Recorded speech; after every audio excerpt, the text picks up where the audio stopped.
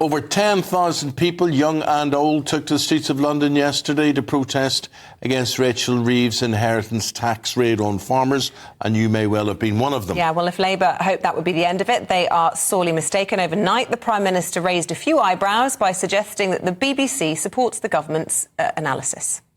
For a typical family wanting to pass on through the family, which is a typical case, completely understood, then with all the allowances in place to pass it on to a child, it's a £3 million threshold.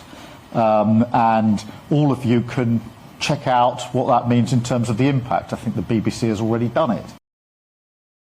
Well, let's get the latest on this with our political correspondent, Catherine Forster, as to what you make of what's going on and how things are developing the day after the day before. Yes, good morning, Eamon and Isabel. Well, farmers have gone back to, in many cases, fields covered in ice and snow today, haven't they? But they are standing very, very firm. There was a huge amount of anger here in Westminster yesterday, pretty much ground to a standstill. Farmers on tractors, mini farmers, the next generation on little wheeled tractors. Farmers very, very worried that they won't be able to pass their farms on to the next generation. It's not a normal business. It is a way of life. Now, they are not having any truck with the government's figures that say that only 500 farms per year will be affected. They think it's vastly, vastly more than that, and worth saying that the Department of the Environment's figures are at odds with the Treasury's figures. So it's all very murky indeed, but no sign of the farmers backing down. Tom Bradshaw, the National Farmers Union president, is talking about more action, possibly more protest, the possibility perhaps even of strikes. That, of course, would lead to food shortages. It is all on the table. The government say they are listening, but the Environment Secretary is basically saying, talk to your accountant. You know, there's all sorts of exemptions. There's £3 million and so on and so forth. Treasury Minister last night even flagging the 7-year rule that allows people to pass on assets, and if they live for 7 years, they don't pay any inheritance tax on it. That's what Jeremy Clarkson has already said he's doing. But if the government thought that this was going to go away anytime soon, I think they're very, very much mistaken. This stupid talk, Catherine. Basically, yes, this is what we plan to charge you, but actually, this is how you could get out of it. And the idea that they keep saying, well, you know, the amount of people affected by this, it's not very much, don't worry about it. Well, then why do it? If it's not going to raise much money and it's not going to affect many people, why go to all the bother of instigating the legislation?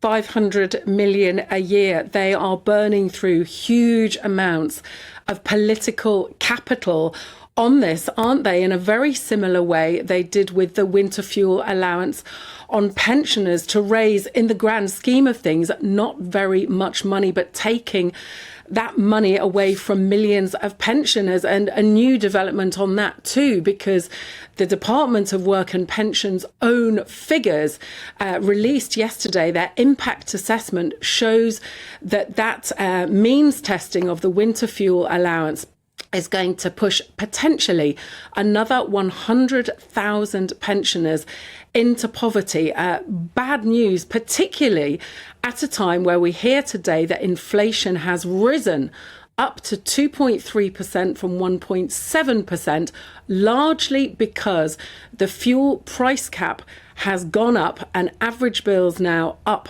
£149 over the next year, something that pensioners could really do without when it is getting cold. The government, of course, will say, look, we have the triple lock, apply for pension credit, and so on and so forth. Yeah, at the timing of that, Catherine, as well as the snow arrives yesterday, you couldn't write it. Thanks very much for your analysis this morning. We have got the Shadow Home Secretary, Chris Philp, I'm delighted to say, standing by, and we can talk to him this morning. Chris, good morning.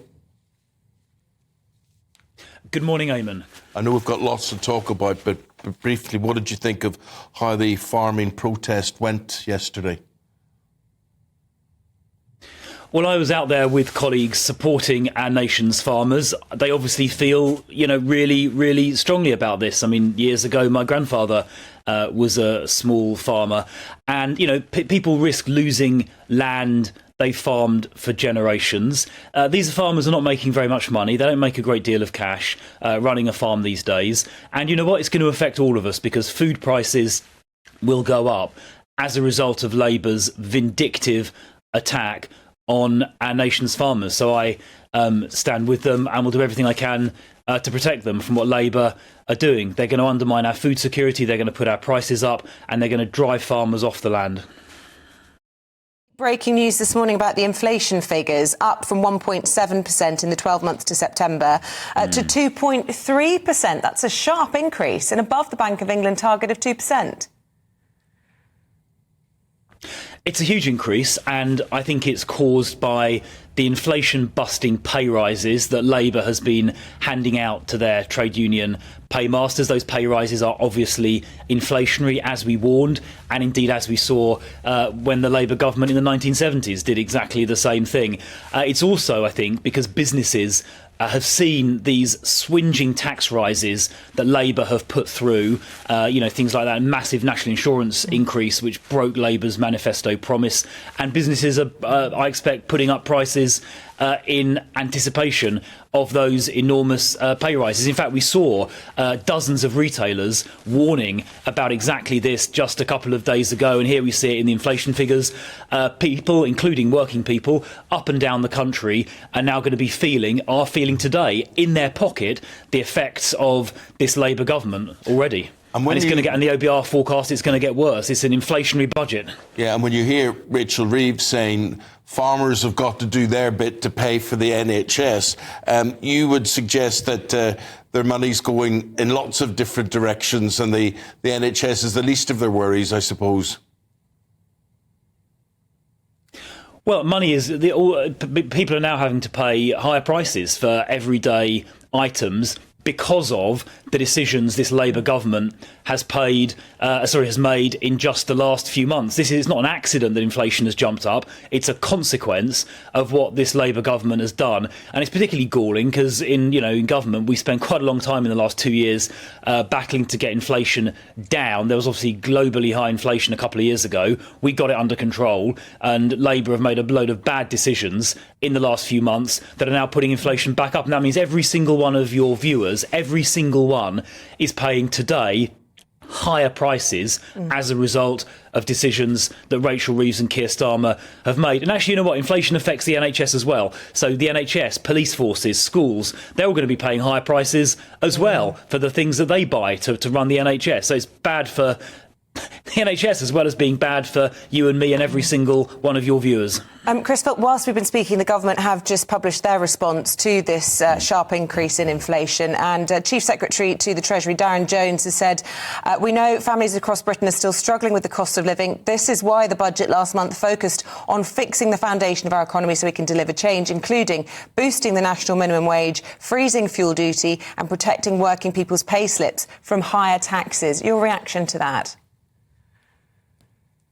Well, it's absolute nonsense. They've made decisions that have unleashed higher inflation unnecessarily, and far from helping working people. The budget a couple of weeks ago has clobbered everybody, including working people, with massive tax rises. I think it was, £40 billion worth of tax rises, something like that. Which is going to affect everybody. And the OBR themselves said that national insurance increase, they said 3/4 of that national insurance increase would basically be funded by working people in the form of lower wages. So we've now got a double whammy, haven't we? We've got a double whammy of massive tax rises that are going to hit all of us, including working people. And now we've got this second double whammy today of higher inflation as well. So we're getting hammered on all fronts by this Labour government after just 4 months. One of those whammies. Just this headline from the front of the Eye today, and it says an extra 100,000 pensioners in poverty after the winter fuel cut. I mean, that's pretty drastic, isn't it? It's terrible. And, 100,000 pensioners driven into poverty by this winter fuel decision the Labour government have made is terrible. Obviously, I voted against it. Conservatives voted against it for precisely this reason. And, of course, that impact assessment you just read out, the Labour government hid that during the vote. When we voted on this a few weeks ago, they deliberately did not publish that impact assessment. They hid it from Parliament and hid it from their own MPs, who the government were trying to hoodwink into, or they successfully hoodwinked them into voting for this terrible measure. And the fact that they're taking winter fuel payment away from almost every pensioner, driving 100,000 into poverty, is even worse when we now discover this morning inflation is on the way up as well. So it's a triple whammy. Now, I know that you want to talk this morning about non-crime hate incidents. I was reading in the Times newspaper that the country's Director of Public Prosecutions, a post that Sir Keir Starmer used to hold, Stephen Parkinson, he himself had to look up what this term meant, because in all the furore last week surrounding Alison Pearson and her visit from the police, he wasn't clear on what all of this was and what it meant, and yet we're seeing this dramatic increase in them. So what is your position on it all? Well, I think we need to basically rip up the current rules and stop the police wasting time on policing thought. I'm giving a speech in a couple of hours' time, in fact, in a conference hall right above your studio where I'm now sitting. I'm going to be giving a speech to police chiefs, and I'm going to be saying that they should stop wasting police time on policing thought. They should only be getting involved either where there is a real crime, a genuine crime that's been committed or suspected of being committed, or where the behaviour shows that there is a real risk of imminent criminality, and other than that, they should not be getting involved at all. They shouldn't be visiting people's houses. They shouldn't be bothering looking at tweets, all of that kind of stuff. Only where there's been a crime or there's a real risk of a crime about to be committed should they be getting involved. That is not what the current guidance says, so the current guidance, I think, needs to be rewritten to make that clear. There's plenty of real crimes for the police to be concentrating on. OK, policing the streets rather than tweets is your view. Thank you very much, Shadow Home Secretary. Have a good speech. Yeah, thank you. We're joined by the Secretary of State for Science, Innovation and Technology, Peter Carl. Good morning to you. Welcome to the programme. Thanks for braving the cold for us. Can we start with this bad news from the Office for National Statistics this morning? A sharp increase in the space of just a month in relation to inflation, and the highest it's been in 6 months on your watch. Well, that's right. I mean, the inflation figures have gone up. What we did during the budget, you saw, was take the hard decisions to fix the foundations of our economy so that we can get growth in there. But we also gave a pay rise to working people via the national living wage. So we want to make sure that the working people and everyone around our country can get through these difficult times in the short term, whilst we fix the foundations of our economy and make sure we get growth back into it, which is what people need into the long term. Because if we just carried on as we were under the previous administration, the challenges that we faced in an economy with high tax and low growth means that we can't get wages growing, we can't keep inflation down, and we can't get everybody enjoying the very best that the modern life in the 2020s offers. So we have taken the difficult decisions, we have fixed the foundations, and the rewards will come into the economy soon. But we are only 4 months into this government. Well, the Conservatives are saying that this is all down to the inflation-busting public sector pay rises, and they're not the only ones who believe that your actions have been inflationary. The Office for Budget Responsibility say that your budget was inflationary. Well, what you saw before was unprecedented amounts of industrial action that was bringing our transport system to its knees, bringing our commerce and retail services to its knees because of the actions of that previous government. That was having an incredible negative impact on our economy as well, and indeed on inflation. What we've done is fixing the fundamentals of our economy so that we can get moving into the future. We're also investing into the infrastructure of the future, digital infrastructure, but also making sure that the infrastructure in terms of wages is improved into the future. So we need to make sure that the fundamentals of running our economy have got right. That's what we did with that budget, and the benefits of it will be brought to bear.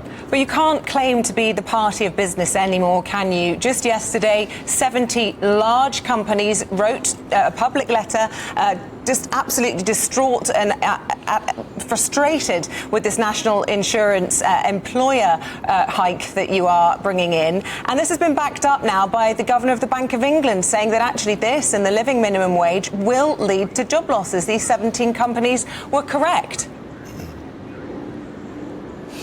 We have to see what unfolds, because the truth is that there was an alternative to the plan that we put forward. We are investing into the future of our country, including its infrastructure. The previous administration had no faith in the future. It was all about managing decline. We do not accept that decline is inevitable, which is why we took the measures that we did. They are difficult measures. We didn't come into government because we wanted to increase taxes or do some of the difficult decisions we've been forced to do. But we have done so in order to get the foundations of our country right, so that we can build an economy that has growth and fairness built into it. We needed to make sure that where we did have to take those difficult decisions and raise taxes, we did so in as fair a way as possible, so working people were protected.